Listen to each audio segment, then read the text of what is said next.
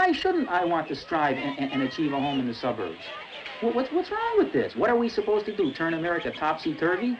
Shall we take every person who makes more than so much money and take it away from him like he was a criminal? If you want him to go out directly and take half his paycheck and find some poor Negro down in the gutter and say, here, take half my paycheck? What shall we all do?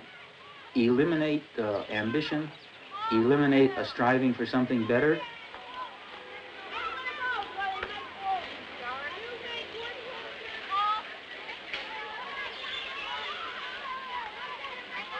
And it is wrong to try to come down to their level or anyone's level, but on the other hand, a Negro owes it to himself to try to better himself. Now he could learn to dress properly, to talk properly, to keep himself in a situation that will not say, well, he's like a wild savage. Look at it. He ought to go back to the jungle.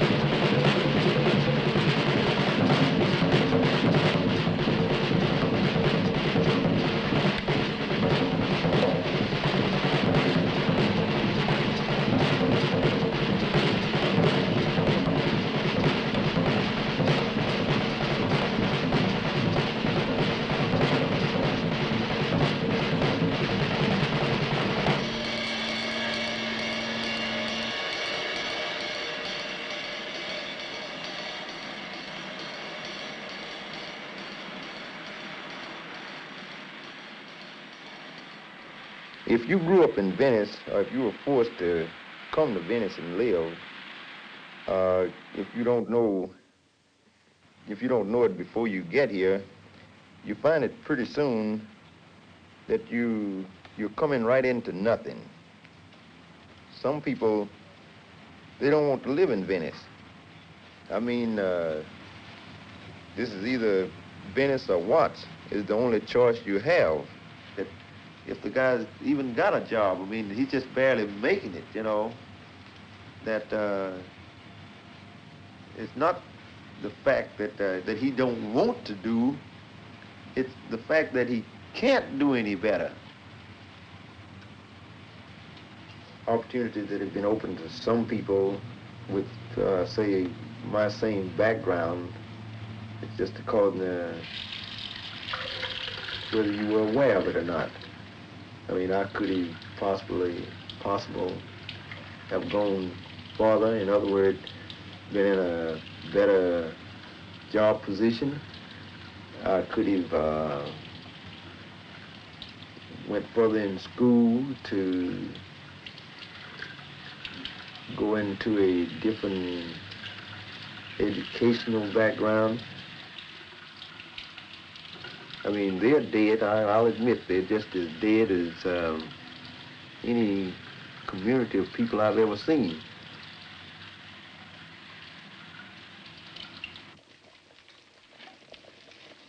My wife is the quiet type. She likes things just quiet and peaceful. She doesn't like Venice too much. She would like to move away from it, in a sense. I mean, the thing that she doesn't like is the living conditions of the people around her. So things like this is the reason why she felt like, well, to run away from this and be someplace else, well, it would be better. but you don't have no assurance that it's better.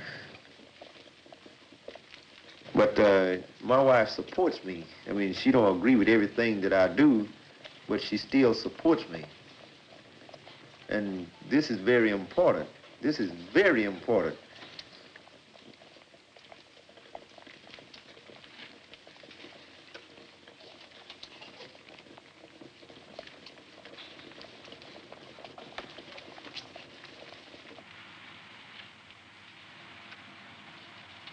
But the two little boys, as they grow up, I mean, you can educate them beyond what they're living in, to give them the assurance, well, I can come back to Dad and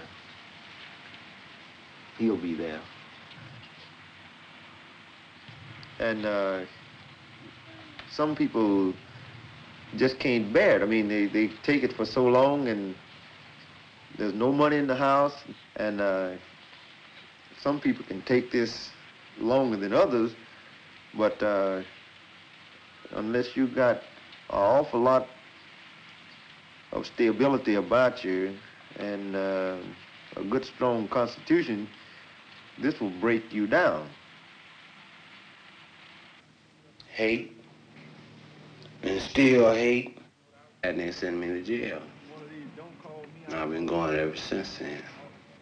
Every time I think about them years, it's hatred. You know, like, it was up to my ancestors and so forth, I wouldn't have been here no way. And if there's any way that I can split and keep your world happy and make my world happy, then I'll be ready to split. Today, tomorrow, right now. The United States, I'm speaking of the United States. This United States of ours. It's cold-blooded. They don't care. They don't care. I mean, what the hell they got to care for? They do. Every time a nigga gets shot, there's another nigga dead. We don't have to worry about it. They don't care. We ain't got nothing. We ain't never had nothing, so we just stay like this and don't get nothing. The pains of life, the things that don't, that, you know, that kind of goes against your grain. You know, everything from poverty to not being one around, you know, discrimination, some people call it. I don't understand, but it's the blues and the truth.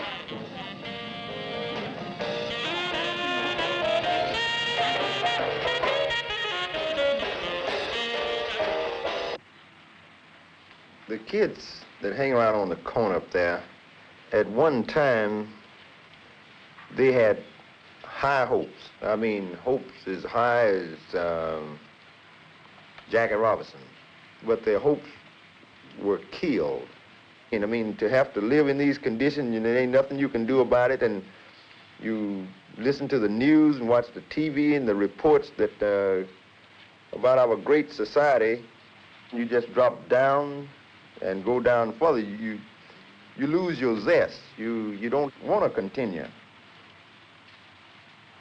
I can remember feeling like that myself. I mean, when I was going to school, I felt like wanting to quit, but I was old enough to realize that it was going to hurt me in the long run.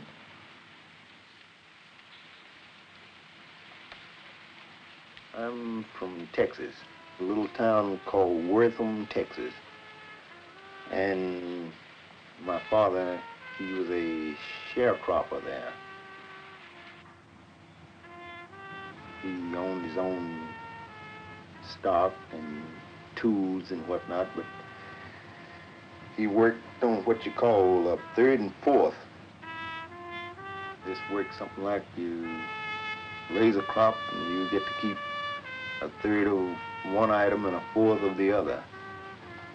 But you work the land that belongs to somebody else.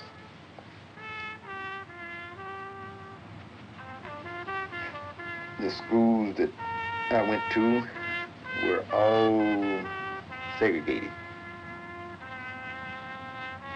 In fact, I went every day when I went to school, I walked right past the white school about a mile to go to the Negro school.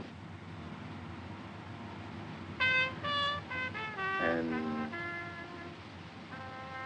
all of my school days up through high school, I saw a great big beautiful brick school for the whites. And when I went on down to my school, it was just a little frame building there with the elementary school on one side, and then built into the same building was the high school.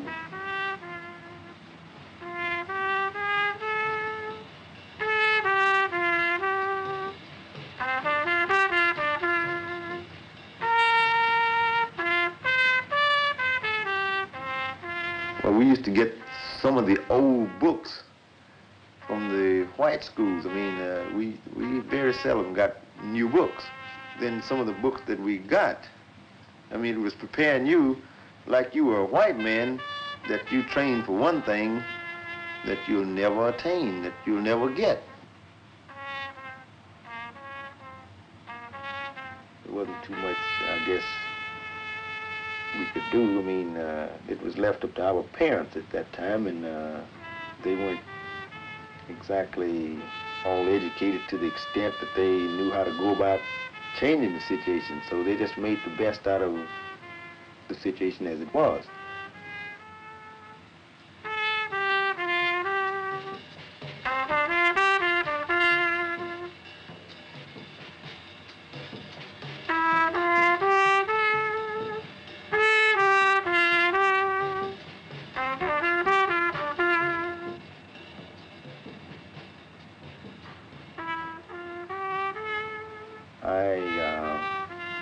Had to work and go to school too. And from time to time, I felt just about like I think that some of those boys up on the corner feel, that maybe I should either go to school or work and quit one or the other. This tractor that I was driving for this guy while I was going to school, I would let the water out of it, drive it until it just burned up, just ran so hot until it wouldn't even pull it on itself. Say, well, it won't work. Then I'd take off and go to school. So this seemed to work pretty good, and I felt like just quitting one or the other. And my parents insisted, well, you need to work to help out with expenses. I mean, there were 10 children, and my dad and mother, and I used to think my dad was doing a pretty poor job. But the older I got, seems like the smarter he got, you know. He was wising up on what to do to make things a little better. I think my father and mother were the greatest people in the world, regardless of what we said or what we did. They were there. In which later in life, I started to turn a little sour at 19, 18, 19, living in a way that I knew it wasn't right. But I just kind of didn't care, and I was revengeful. I mean, because I knew I was breaking the law, I kept thinking more and more that if I didn't stop, that something was going to happen to me. I started feeling like this, that I was going to get caught. And the older I got, the more mature I got, the more I felt like, well, you better stop it, otherwise it's going to really become a part of you and you can't stop it. I mean, the only way you're going to stop it is that you're going to be in trouble. You're going to be locked up someplace to where somebody's going to stop it for you.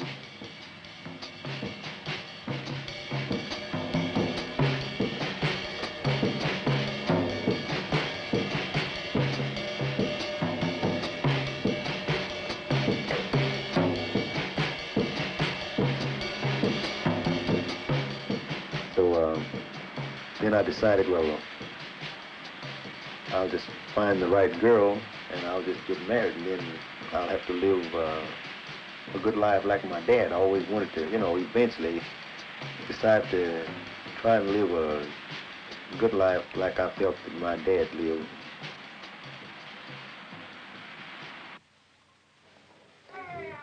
The guys on the corner, they don't have nothing to behold to at all. No job, no family, no nothing to feel proud of as a reason that he should stop doing the things that he's doing.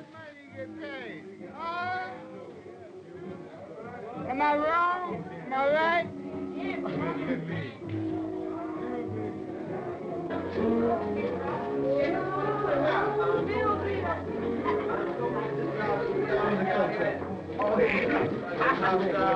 Oh, man. Put it over there and go. I want the damn wine. Drink it off. Drink it off, goddamn. Show me your belly. Show me your motherfucker. That's it. Show you. Show him, man. Show him.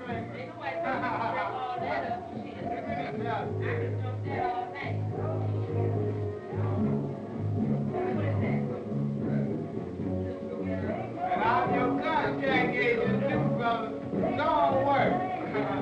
All right.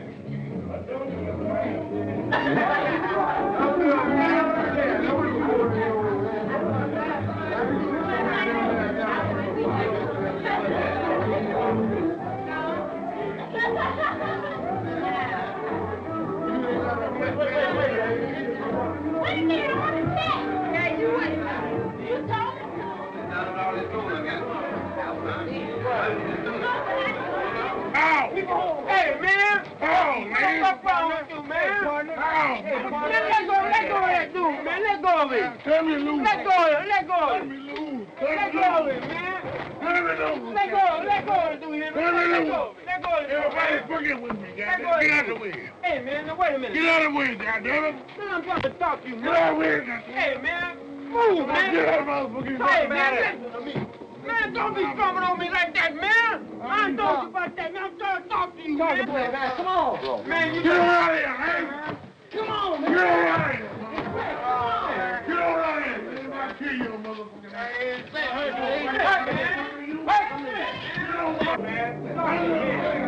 Talk to me.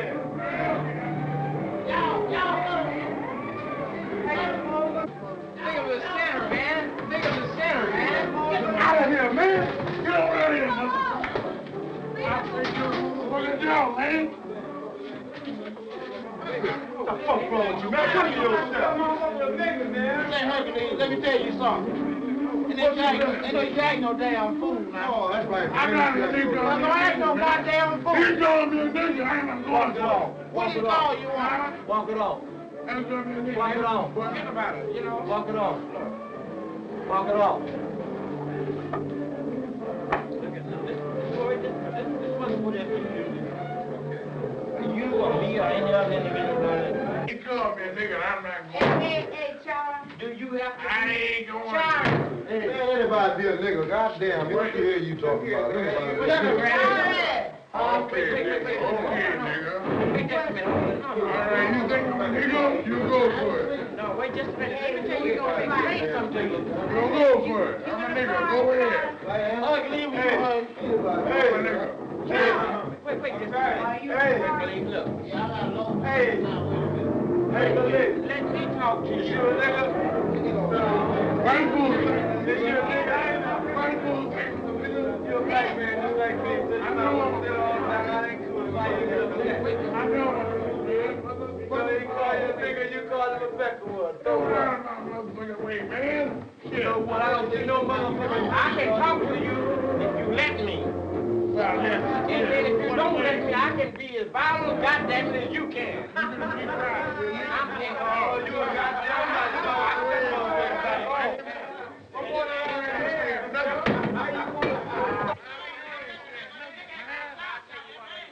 They don't have anything to do. I mean, nowhere to go, nothing. And people always talking about hanging up on the corner. People, even older people, you know, talking that stuff. Boys ought to get off the corner. If they get off, where they gonna go? If they leave the corner, they're not gonna do anything but go get in some trouble. So, cause after the corner, they can't go nowhere. There's nowhere to go.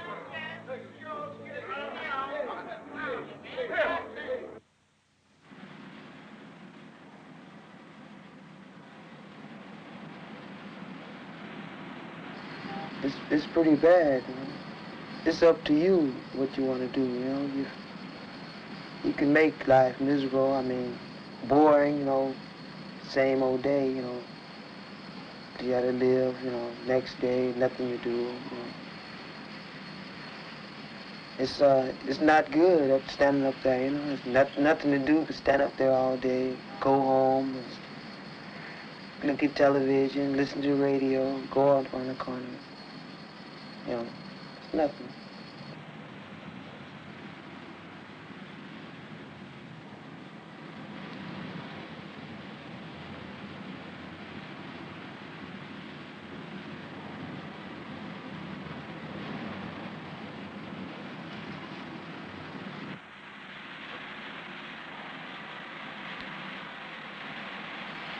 I should be working. I filled out a lot of applications and things like that, but well, I kind of almost gave up. I don't know what it is. It's just, you know, some people just have more drive than other people do. You know, like in the position I'm in today, well, you know, that's nobody's fault, you know, except mine. You know, it seems like, you know, just life comes to a sudden stop. You know, you can't just seem to move or something. You know. I don't know what it is. If I knew what it was, I'd be in good shape. But there's just something holding me to a dead stop, you know what I mean? But he cannot ask the majority to change its entire system to suit him because he can't seem to make what they want him to make. Slavery, exploitation. How can you eliminate exploitation? I mean, I am against exploitation. Fine, so am I. Show me a better system.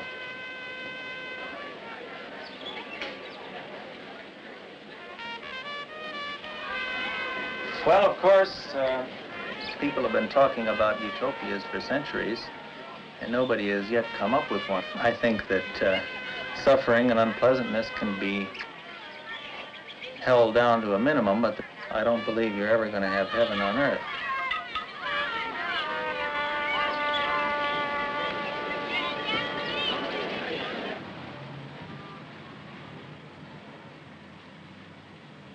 I don't think nobody really just wants to be poor.